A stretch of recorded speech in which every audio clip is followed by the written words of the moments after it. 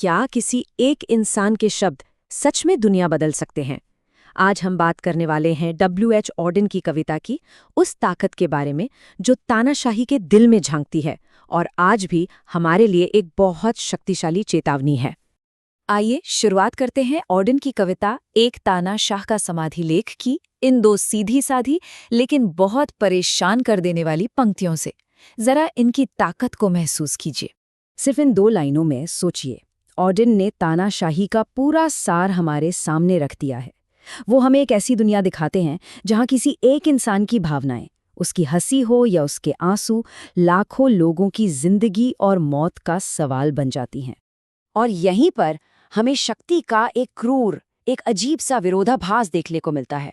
देखिए, एक तरफ है शक्तिशाली लोग जैसे कि ये सीनेटर, जो डर के मारे या शायद किसी मौके की तलाश में बस झुक जाते हैं। और फिर दूसरी तरफ है वो जिनके पास कोई शक्ति नहीं है, मासूम बच्चे, जो इस झुकाव की, इस आज्ञाकारिता की सबसे बड़ी कीमत चुकाते हैं। चलिए, पहली लाइन को थोड़ा और गौर से देखते हैं। ऑर्डन ने सम्माननीय शब्द का इस्तेमाल किया है, और क्या कमाल का इस्तेमाल है। ये तो एक तरह का व्यंग है ना? मतलब जिन लोगों को समाज का नैतिक कंपास होना चाहिए था, वो खुद तानाशाह की परछाई बनकर रह गए हैं। और ये सिर्फ उनकी अपनी नाकामी नहीं है, ये तो पूरे सिस्टम के ढह जाने जैसा है। अब आते हैं दूसरी लाइन पर, जिसकी सच्चाई तो और भी चौंकाने वाली है। सोचिए, एक शासक की पर्सनल फीलिंग्स, उसका मूड सीधे सीधे हिंसा और मासूमों की मौत की वजह बन जाता है। यहाँ तानाशाह का रोना कोई दया या करुणा नहीं दिखा रहा, नहीं, ये तो उसके गुस्से या उसकी अस्थिरता का संकेत है। और इसकी कीमत कौन चुकाता है? वही जो सबसे ज्यादा कमजोर है। लेकिन एक बात सोचने वाली है, कोई भी तानाशाह अकेले तो काम नहीं करता है ना? उसे ताकत मिलती है समाज से। और यही बात हमें ऑर्डन की एक और बहुत जरूरी कविता की तरफ ले जाती है, 1 सितंबर 1939। इसमें वो इस बीमारी की जड़ों तक पहुंचने की कोशिश करते हैं। इस कविता में ऑर्डन एक बहुत मशहूर फ्रेज इस्तेमाल करते हैं, एक नीच बेईमान दशक। और ये लाइन सब कुछ कह देती है। वो ये बता रहे हैं कि फांसीवाद का उदय सिर्फ कुछ नेताओं की गलती नहीं थी, नहीं, ये तो समाज में फैली एक बहुत बड़ी बीमारी थी। जरा 1930 के दशक को इमेजिन कीजिए। हवा में एक डर का माहौल है, पॉलिटिक्स पूरी तरह से अस्थिर है और फासिज्म वो पूरे यूरोप पर अपनी परछाई डाल रहा है। तो ऑर्डन हमें ये याद दिलाते हैं कि इतनी बड़ी तबाही ये अचानक से कहीं से नहीं आ जाती, ये हम सबकी एक समाज के तौर पर सामूहिक नाकामी का नतीजा होती है। और यही ऑर्डन का सबसे बड़ा पॉइंट है। देखिए, नेताओं पर उंगली उठाना, उन्हें दोषी ठहराना, ये तो बहुत आसान है। लेकिन ऑर्डन कहते हैं कि जरा आईने में भी झांक कर देखो। उनका मानना था कि बड़ी बड़ी राजनीतिक त्रासदियां आम लोगों के छोटे छोटे नैतिक समझौतों से ही जन्म लेती हैं। तो फिर सवाल ये उठता है कि अगर नेता भी जिम्मेदार हैं और आम नागरिक भी, तो फिर उम्मीद कहाँ से आएगी? ये बहुत बड़ा सवाल है ना? अगर प्रॉब्लम इतनी बड़ी है तो इसका हल क्या है? और यही सवाल हमें प्रॉब्लम के डायग्नोसिस से ऑर्डन के दिए हुए सोल्यूशन की तरफ ले जाता है। तो इस पूरे अंधेरे के बीच ऑर्डन एक उम्मीद की किरण भी दिखाते हैं। वो इंसानियत से एक अपील करते हैं, और ये सिर्फ कोई इमोशनल अपील नहीं है, ये तो हमारे वजूद को बचाने का एक नुस्खा है। शायद ऑर्डन की ये सबसे मशहूर और सबसे जरूरी लाइन है, हमें एक दूसरे से प्रेम करना चाहिए वरना मर जाएंगे। ये लाइन हमें बताती है कि प्यार, करुणा, एक दूसरे से जुड़ाव, ये सिर्फ अच्छी अच्छी नैतिक बातें नहीं हैं, बल्कि हमारे जिंदा रहने के लिए, हमारे अस्तित्व के लिए ये जरूरी शर्तें हैं।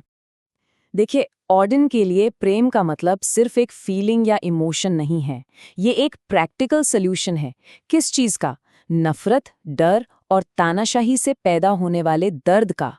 ये एक पुकार है कि समाज को अगर बचना है तो करुणा और आपसी जुड़ाव को अपनाना ही होगा। लेकिन उम्मीद सिर्फ एक दूसरे से जुड़ने से ही नहीं आती। ऑर्डन का सॉल्यूशन सिर्फ कलेक्टिव एक्शन के बारे में नहीं है, नहीं, ये इंडिविजुअल इंटेग्रिटी यानी व्यक्तिगत सत्यनिष्ठा के बारे में भी है। मतलब समाज को बदलने से पहले हमें खुद को बदलना होगा। ऑर्डन इसके लिए एक बहुत ही पावरफुल इमेज इस्तेमाल करते हैं। वो कहते हैं कि अकेले इंसान भी अंधेरे में चमकते प्रकाश के व्यंग्यात्मक बिंदु हो सकते हैं।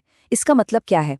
मतलब ये कि सबसे बुरे, सबसे अंधेरे वक्त में भी अगर एक अकेला इंसान भी सच्चाई के लिए खड़ा है, तो वो उम्मीद की एक किरण है। भले ही दुनिया उसे न समझे, पर उसकी रोशनी की अपनी एक कीमत है, अपना एक मतलब है। तो ये सारी बातें हमें कहाँ ले जाती हैं? ये हमें ले जाती हैं कला के रोल की तरफ, आर्ट की भूमिका की तरफ, क्योंकि ऑडेन की कविताओं की ही तरह कला का काम है इन जरूरी संदेशों को एक पीढ़ी से दूसरी पीढ़ी तक पहुंचाना। देखिए, ऑडेन को भी पता था कि एक कविता किसी टैंक को नहीं रोक सकती, वो इतने भोले नहीं थे, लेकिन उन्हें ये भी यकीन था कि आर्ट का, कला का एक परमानेंट असर होता है। ये नैतिक और भावनात्मक सच्चाई को जिंदा रखती है, और ये सच्चाई राजनीतिक उथल-पुथल खत्म होने के बहुत बाद भी लोगों पर अपना असर डालती रहती है। तो सवाल ये है कि ऑडेन की ये चेतावनी आज के जमाने में कैसी दिखती है? 20वीं सदी के वो तानाशाह तो चले गए, लेकिन पावर का खेल, सत्ता की डायनामिक्स, वो एक नए और शायद ज्यादा डरावने रूप में हमारे सामने आ गई है। ऑडेन ने जब लिखा तो वो हाड़ मास के तानाशाहों के बारे में लिख रहे थे। हिटलर, स्टालिन, ऐसे लोग जिन्हें देखा जा सकता था, जिनके फरमानों को सुना जा सकता था।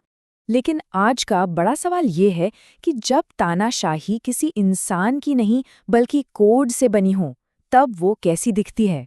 ये जो आप देख रहे हैं, ये एक एल्गोरिदम का समाधि लेख नाम की एक मॉडर्न कविता से प्रेरित है, और ये बहुत साफ साफ दिखाती है कि तानाशाही का चेहरा कितना बदल गया है।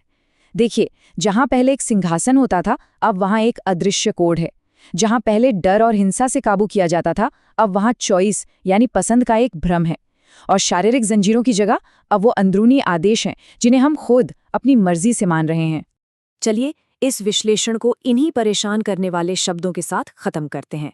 ये पंक्तियां हमें एक बहुत जरूरी सवाल के साथ छोड़ जाती हैं। क्या ऐसा हो सकता है कि ऑडेन की चेतावनियां हमारे आज के डिजिटल युग में पहले से भी कहीं ज्यादा प्रासंगिक, कहीं ज्यादा रेलेवेंट हो गई हों?